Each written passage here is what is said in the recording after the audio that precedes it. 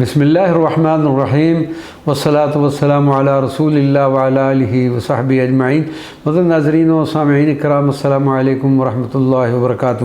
درود پاک پڑھنے کے لیے دنیا و آخرت میں خیر کی بشارت۔ حضرت امام شعرانی قطب ربانی فرماتے ہیں کہ نبی پاک صلی اللہ علیہ وسلم پر درود پڑھنے کو وظیفہ جان بنا لو، کیونکہ درود پاک ہی سب سے قیمتی خزانہ ہے۔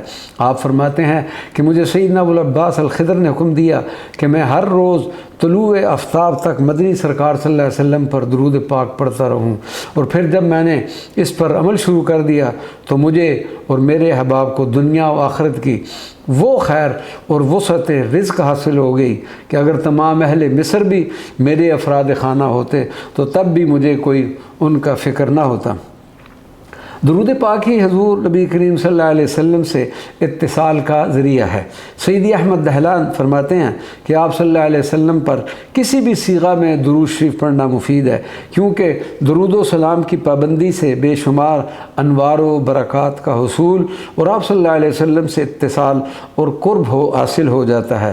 بس تم میں سے جو کوئی بھی خلق خدا کی ہدایت چاہتا ہو تو اسے چاہیے کہ وہ لوگوں کو استغفار اور درود پڑھنے کی تلقین کرے۔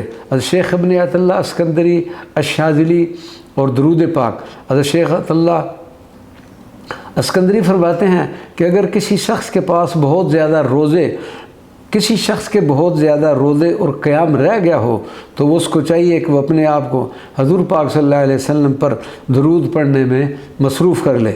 حضرت امام شعرانی قطب ربانی فرماتے ہیں کہ نبی کریم صلی اللہ علیہ وسلم کی طرف سے ہم سے عہد لیا گیا ہے کہ ہم صبح و شام آپ سرکار صلی اللہ علیہ وسلم کی ذات برکات پر درود شریف کی کثرت کریں گے۔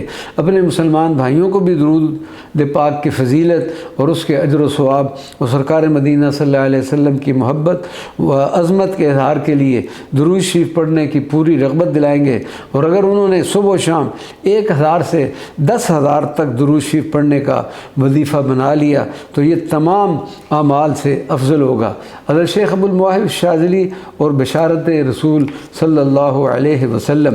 حضرت شیخ ابوالمواہب شاذلی نے خواب میں رسول اللہ صلی اللہ علیہ وسلم سے سوال کیا کہ یا رسول اللہ صلی اللہ علیہ وسلم کہ جو شخص آپ پر 1 مرتبہ درود پاک پڑھے گا اللہ تعالیٰ اس پر 10 رحمتیں نازل فرمائیں گے، تو کیا یہ اس شخص کے لیے ہے جو حضور قلب سے پڑھے گا؟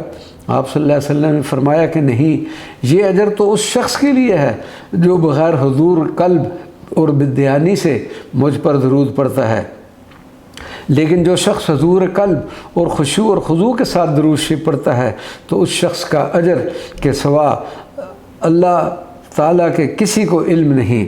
من المؤمنین رجال۔ حضرت شیخ نور الدین الشونی کا معمول تھا کہ وہ روزانہ 10,000 مرتبہ آپ صلی اللہ علیہ وسلم پر درود پاک پیش کیا کرتے تھے۔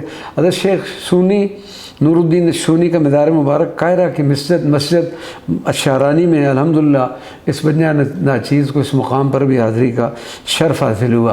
حضرت شیخ احمد زواوی کا بھی روزانہ 10,000 مرتبہ درود پاک پڑھنے کا معمول تھا۔ آپ کے مدار مبارک مصر کے ایک شہر دمنہور میں ہے۔ حضرت شیخ عبد المقصود محمد سالم کا معمول تھا کہ وہ روزانہ 14,000 مرتبہ آپ سرکار عالم صلی اللہ علیہ وسلم پر درود و سلام پڑھا کرتے تھے۔ شیخ محمد ابوالمواہب شاذلی فرماتے ہیں کہ مجھے خواب میں آپ صلی اللہ علیہ وسلم کی زیارت کا شرف حاصل ہوا۔